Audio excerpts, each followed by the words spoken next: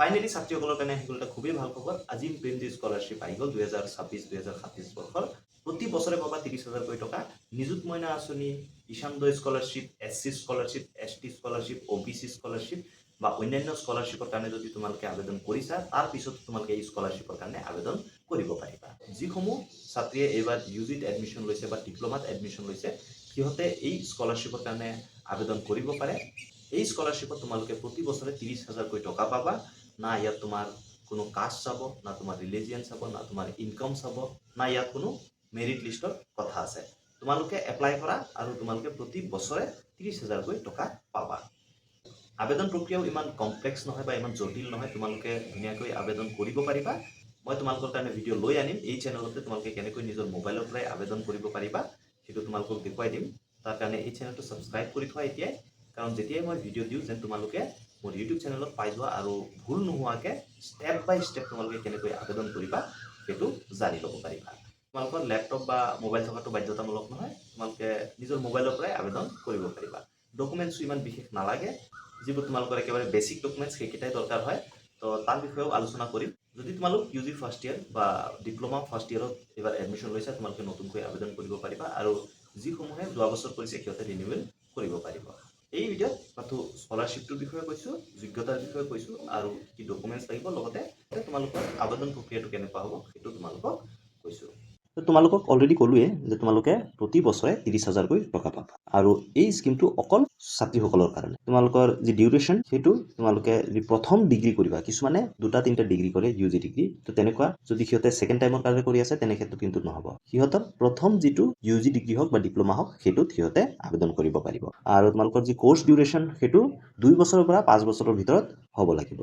এতিয়া কওঁ যে ইম্পৰ্টেণ্ট ডেটছ। তোমালোকৰ এই যি আবেদন প্ৰক্ৰিয়া হয় সেইটো 10 আগষ্টৰ পৰা আৰম্ভ হৈ গৈছে আৰু 31 আগষ্ট লাষ্ট ডেট হয়। তোমালোকে এই চেনেলটো ছাবস্ক্ৰাইব কৰি থোৱা।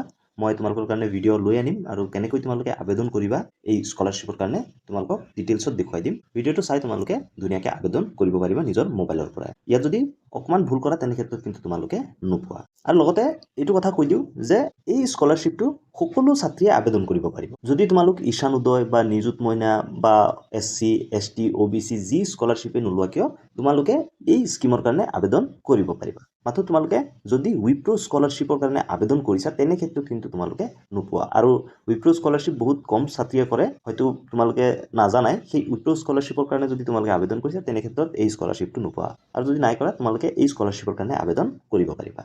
তোমালোকে ভয় খাব নালাগে। যদি ঈশানদয়ত আবেদন কৰিছা তাৰপিছতো তোমালোকে এইটো স্কলাৰশ্বিপৰ কাৰণে আবেদন কৰিব পাৰিবা। সেইকাৰণে এই স্কলাৰশ্বিপটো খুবেই ফ্লেক্সিবল হয় আৰু ফিজিবল হয়। মই ভিডিঅ' লৈ আনিম তোমালোকৰ কাৰণে ডিটেইলছত। মোবাইলৰ পৰাই তোমালোকে আবেদন কৰিব পাৰিবা। নেক্সট আহোঁ এলিজিবিলিটি ক্ৰাইটেৰিয়া। তোমালোকৰ যোগ্যতা কি কি লাগিব যে অকল ছাত্ৰীসমূহেহে এই স্কলাৰশ্বিপৰ কাৰণে আবেদন কৰিব পাৰিব। আৰু ছাত্ৰীসমূহে ক্লাছ 10 আৰু ক্লাছ 12টো ৰেগুলাৰ ষ্টুডেণ্ট হিচাপে থাকিব লাগিব আৰু গভৰ্ণমেণ্ট স্কুলত থাকিব লাগিব। তোমালোকে যদি প্ৰাইভেট স্কুলত পঢ়িছা ক্লাছ 10 বা ক্লাছ 12 তেনে ক্ষেত্ৰত তোমালোকে এই স্কলাৰশ্বিপ নোপোৱা। সেয়েহে তোমালোকে চিয়ৰ হৈ ল'বা যে যিসমূহ ছাত্ৰীয়ে চৰকাৰী স্কুলত ক্লাছ 10 আৰু ক্লাছ 12 পাছ কৰিছে সিহঁতেহে এই স্কলাৰশ্বিপৰ কাৰণে আবেদন কৰিব পাৰিব।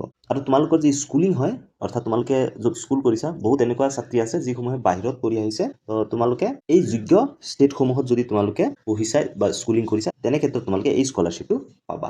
লগতে তোমালোকে ফাৰ্ষ্ট ইয়াৰত এডমিশ্যন লোৱা হ'ব লাগিব 2026-27 বৰ্ষত। তো যিসমূহে আবেদন কৰা নাই এতিয়ালৈকে আবেদন কৰি ল'বা।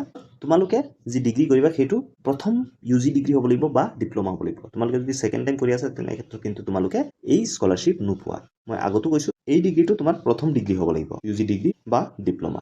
তোমালোকৰ যি কোৰ্চ ডিউৰেশ্যন হয়, অৰ্থাৎ তোমালোকে ডিগ্ৰীত যদি এডমিশ্যন লৈছা মিনিমাম 2 বছৰৰ হ'ব লাগিব আৰু মেক্সিমাম 5 বছৰৰ হ'ব লাগিব। তো যিসমূহে UG অৰ্থাৎ BA, BSc, BComত এডমিশ্যন লৈছে বা ইণ্টাৰগ্ৰেটেড কোৰ্চতো যদি এডমিশ্যন লৈছা তোমালোকে যিটো 5 বছৰৰ হয় তোমালোকে আবেদন কৰিব পাৰিবা। তোমালোকে গভৰ্ণমেণ্ট ইউনিভাৰ্চিটি বা গভৰ্ণমেণ্ট কলেজতো যদি পঢ়ি আছা তেনে ক্ষেত্ৰতো তোমালোকে আবেদন কৰিব পাৰিবা। আৰু যদি তোমালোকে প্ৰাইভেট ইনষ্টিটিউটত পঢ়ি আছা তেনে ক্ষেত্ৰতো তোমালোকে আবেদন কৰিব পাৰিবা। ইয়াৰ পিছত আহোঁ যে তোমালোকৰ ডকুমেণ্টছ কি কি লাগিব।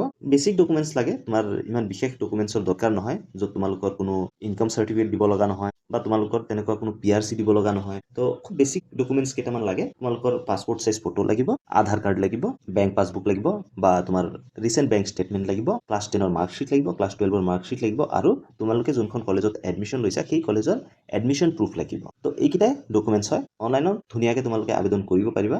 মই ভিডিঅ' লৈ আনিম। তাৰ কাৰণে এই চেনেলটো ছাবস্ক্ৰাইব কৰি থবা, যেন যেতিয়াই মই ভিডিঅ'টো দিওঁ তোমালোকে চাই ধুনীয়াকৈ ফিল আপ কৰিব পাৰা। তো এপ্লাই কেনেকৈ কৰিবা তোমালোকে আজিম প্ৰেমজী ফাউণ্ডেশ্যন স্কলাৰশ্বিপৰ অফিচিয়েল ৱেবছাইটত যাব লাগিব। তাত তোমালোকে অপশ্যন পাবা এপ্লাই কৰা, নিউ এপ্লিকেশ্যন আৰু ৰিনিউৱেল। তো যিসমূহে এবাৰ নতুনকৈ এপ্লাই কৰিম বুলি ভাবিছে সিহঁতৰ কাৰণে নিউ এপ্লিকেশ্যনছ, আৰু যিসমূহে অলৰেডি কৰিছে ৰিনিউৱেল কৰিব পাৰিব। তোমালোকৰ কাৰণে এটা খুবেই ভাল সুবিধা যে তোমালোকে প্ৰতি বছৰে 30,000কৈ টকা পাবা। ইমান ডকুমেণ্টছ দিয়াৰ দৰকাৰ নহয়, জাষ্ট তোমালোকে এপ্লাই কৰিব লাগে। তোমালোকক আৰু এটা ৰিকুৱেষ্ট কৰিম যে তোমালোকে আমাৰ ফেচবুক আৰু ইনষ্টাগ্ৰাম পেজটো ফ'ল' কৰি ল'বা। তাত আমি কুইক এণ্ড শ্বৰ্ট আপডেটবিলাক দি থাকোঁ। কিবা ভাল খবৰ যদি তোমালোকৰ কাৰণে আহে, প্ৰথম আমি ইনষ্টাগ্ৰাম আৰু ফেচবুকত আপডেটটো দি দিওঁ, শ্বৰ্ট আপডেট। তাৰপিছত আমি ইউটিউবত লং ভিডিঅ' দিওঁ। আৰু এই ভিডিঅ'টো তোমাৰ বন্ধু বান্ধৱী সকলোৰে লগত শ্বেয়াৰ কৰি দিয়া। যদি তোমালোকৰ কিবা ডাউট আছে তোমালোকে কমেণ্ট ছেকশ্যনত সুধি দিবা। নেক্সট আমি লৈ আনিম যে তোমালোকে অনলাইনত কেনেকৈ আবেদন কৰিবা নিজৰ মোবাইলৰ পৰাই। ধন্যবাদ। জয় আই অসম।